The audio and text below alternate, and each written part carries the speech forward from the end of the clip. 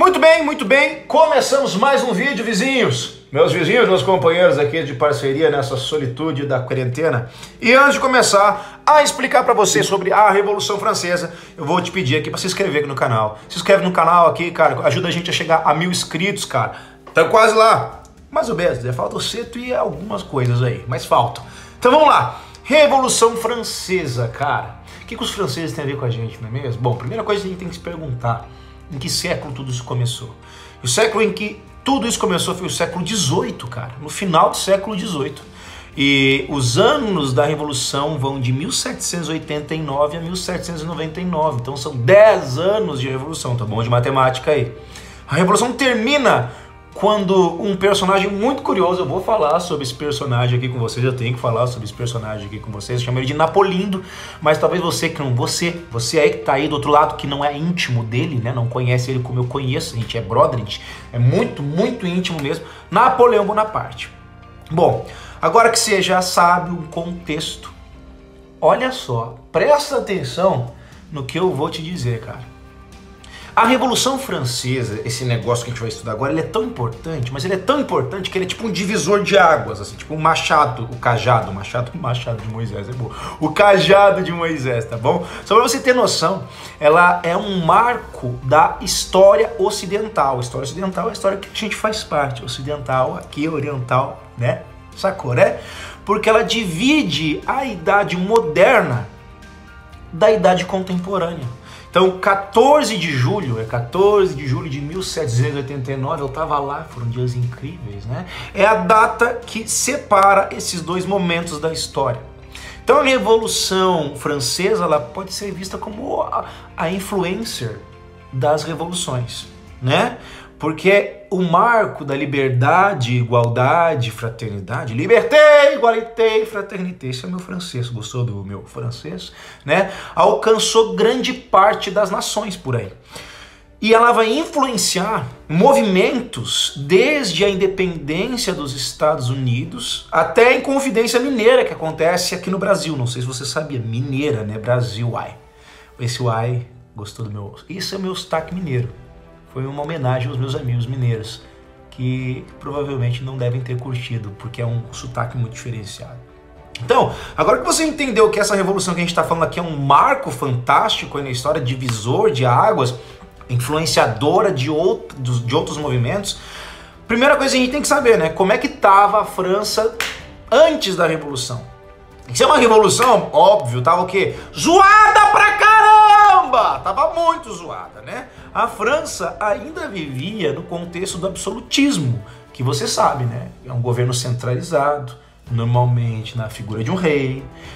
Um exemplo que a gente tem, inclusive, na França, talvez você já ouviu falar por aí, é o rei Luís XIV, que construiu o Palácio de Versalhes. Ele falava uma frase maravilhosa, parecida com Roberto Carlos, ele falava, esse cara sou eu, não, ele falava, o Estado sou eu, né? E essa Revolução Francesa, politicamente, ela vai ser o movimento mais duro, mais violento que essa ideia de absolutismo vai sofrer. A sociedade francesa, ela era dividida em 3 camadas. O clero, que era dividido entre alto e baixo clero.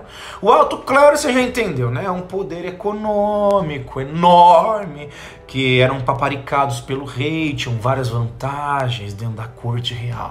Já o baixo clero eram os padres das paróquias, né? Eram mais humildes, né? Em geral se identificavam mais com os interesses da população, mas ainda assim pertenciam ao clero, tá bom? E esse clero, ele vai ser chamado de primeiro estado, tá bom? Então, se ouvir falar clero, primeiro estado, tá falando da mesma coisa quando você ouvir falar de Revolução Francesa. A nobreza, né, que era a corte do rei, se era a corte do rei, ela era sustentada por ele, né, basicamente o rei sustentava os membros da corte. Ela também era composta de uma nobreza rural, que, da mesma forma como o baixo clero, eles tinham uma vida um pouco mais difícil, não era uma vida tão fácil assim quanto, né, aquela galera, a nobreza que vivia no Palácio Real, obviamente. Bom, esse era chamado de segundo estado. Então o primeiro estado era o clero, o segundo estado era a nobreza, beleza. E o terceiro estado Só vale lembrar um ponto muito importante aqui, que é muito importante mesmo, o primeiro ministro não pagavam impostos. Tá? E eu deixo claro aqui a minha revolta, porque os caras que podiam mais pagar impostos em toda a França não pagavam impostos. Conhece algum outro lugar assim que acontece algumas coisas parecidas? Bom, deixa pra você pensar. O terceiro estado é o resto da galera, né? O terceiro estado era a galera, na verdade. Os burgueses, os professores, né? Os camponeses, os artesãos, os advogados, né? Etc. Esses artesãos e aprendizes, olha, presta atenção nesses nomes, vão ser chamados de sans-culottes. Como eu estudei muito francês, né? O sans-culottes significa o sem calça, né? O sem calção. Literalmente essa era a palavra, porque eles usavam uma roupa larga, não era toda apertadinha, que nem aquela galera da nobreza utilizava, não tinha dinheiro nem para isso. Esses caras vão ser fundamentais na Revolução. Eles eram as pessoas normais, né? E eles, sendo as pessoas normais, eram a grande maioria da população francesa. Então eles vão estar presentes em todos os grandes momentos da Revolução. Dentro dessa sociedade, a gente não tem grandes transições, terceiro estado, segundo estado, primeiro estado. Isso quer dizer que quem nascia rico, cara, ia permanecer rico pro resto da vida. E quem nascia pobre, quem uma vez sem calção, para sempre sem calção, sans-culotte para sempre, tá certo? Então não existia essa mudança. E olha só, isso te lembra qual matéria que você já estudou na escola? Feudalismo. Né? A França ainda vivia essas questões do feudalismo. Enquanto a Inglaterra, por exemplo, a Inglaterra estava vivendo a Revolução Industrial, né? Vivendo o crescimento das máquinas, a expansão do mercado, 80% da população francesa estava onde? Estava ligada diretamente ao campo, cara. Diretamente ao campo. E aí, quando você entende isso, a gente fica obrigado a rever esse esquema chato e literalmente ultrapassado, que é o feudalismo, né? A gente tem que retomar uma questão. Sociedades que não transitam, elas são chamadas na história de estamentais. Então, sociedade estamental é uma sociedade que não muda. Beleza. O que mais que a gente tem aí? Problema. Essa é uma revolução, tem problema. Então a gente tem a crise, né? A França tinha gasto muito dos seus recursos em guerras. Dica da vida, nunca gaste dinheiro em guerra, né? Por exemplo, a Guerra dos 7 Anos, que foi uma guerra contra a Inglaterra, que os franceses gastaram um dinheiro absurdo. Inclusive a Guerra da Independência dos Estados Unidos, que tiveram uma ideia de jirico, né? De lutar uma guerra que não era necessária. Houve um grande investimento também. Então, resumo, né? As guerras não foram legais. E o resultado? Bom, o resultado, além dos soldados que lutaram na Guerra da Independência trazerem agora as ideias iluministas mais fresquinhas para a cabeça, a gente vai falar de novo sobre isso, né? O resultado é que agora a França tem poucos recursos. E para piorar, por se tratar de um Estado absolutista, a nobreza não está gerando lucro nenhum. O que fazia com que a nobreza, que deveria solucionar os problemas, porque era detentora dos recursos, torrar o pouco dos recursos que a França tinha. Logo, manter os ricos não era fácil. Ainda mais sem pagar os impostos, né, que era o caso da nobreza. Eles recebiam os recursos, mas não pagavam nada. Nada, tá bom? Então, tá conseguindo maquinar aí um retrato? Tá ficando claro de uma maneira simples? Muito bem. E os pobres, né? Que era a maioria. O que você acha que acontece com o pobre numa situação dessa? O que acontece com o pobre? Fome, né? Graças aos problemas, ainda teve problemas climáticos que acabaram com as colheitas, ferrou com a agricultura, o valor dos alimentos aumentou absurdamente, o desemprego tomou graus assim assoladores. E logo você entende, né? Os camponeses, eles estavam totalmente desamparados e para ferrar a situação, os cofres públicos estavam vazios. Em 1786, o governo vai assinar um tratado com os ingleses para ferrar. Olha só como era fantástica a porcaria de administração absolutista. Um tratado com os ingleses que dizia o seguinte: os produtos franceses, eles entrariam na Inglaterra e os tecidos ingleses iam entrar na França. Problema. Quem que estava na Revolução Industrial? Os ingleses. Como que a indústria francesa ia conseguir competir, né? Tipo assim, com os produtos ingleses. Então assim, esse acordo genial, palmas, você ferrou com a indústria francesa. Em 1787, obrigado, Carlos, por falar português corretamente, nós temos dois pontos importantes. O grande líder da França nesse período é Luís XVI. Luís XVI é o rei do período, e ele vai reunir uma assembleia, que é a Assembleia dos Notáveis. Se era dos Notáveis, óbvio que era só o primeiro e o segundo estado, né? E o objetivo era ele discutir essa questão da cobrança de impostos, né? E óbvio que ninguém na nobreza queria pagar impostos, né? Os dois ministros, só para você ter ideia, que apoiavam essa ideia de que a nobreza deveria pagar os impostos como qualquer cidadão pagava na França, eles perderam o cargo. Aí o terceiro ministro, né, que foi o ministro Necker, como você quiser, que não era bobo nem nada, ele vai ter uma ideia. Ele sugeriu a convocação, então, da Assembleia dos Estados Gerais. Entendeu? Gerais. Agora vamos chamar todo mundo, né? Os notáveis. Deixa os notáveis, chama os gerais. Representando os 3 estados. Por que ele fez isso? Porque isso tirava o dele da reta. Os estados iam votar, a culpa não era do ministro, ele mantinha os cargos dele tranquilo. Malandramente, certo? E bom, foi feita uma votação para escolher os deputados que participariam dessa Assembleia dos Estados. Ninguém precisa ser bom em matemática para entender que a soma era aproximadamente 230 deputados para o primeiro estado, 240 para o segundo estado e mais de 500 deputados para o terceiro estado. O terceiro estado era a maioria. E aí você entendeu a encrenca, porque se o terceiro estado era a maioria, a votação estava vencida para o terceiro estado. Mas aí mudaram a regra, né? A regra agora não era mais por quantidade de deputados, e sim pelo número de estados. Tem quantos estados ricos? Tem quantos estados pobres? Você já entendeu, né? A falcatrua, né? O primeiro estado se une com o segundo estado e vence a votação. Só que no meio disso, o Luís XIV ficou assustado, cara. Falou, meu Deus do céu, tem muitos pobres contra mim, né? Óbvio, né? Imagina, né? Por que será que tinha, né?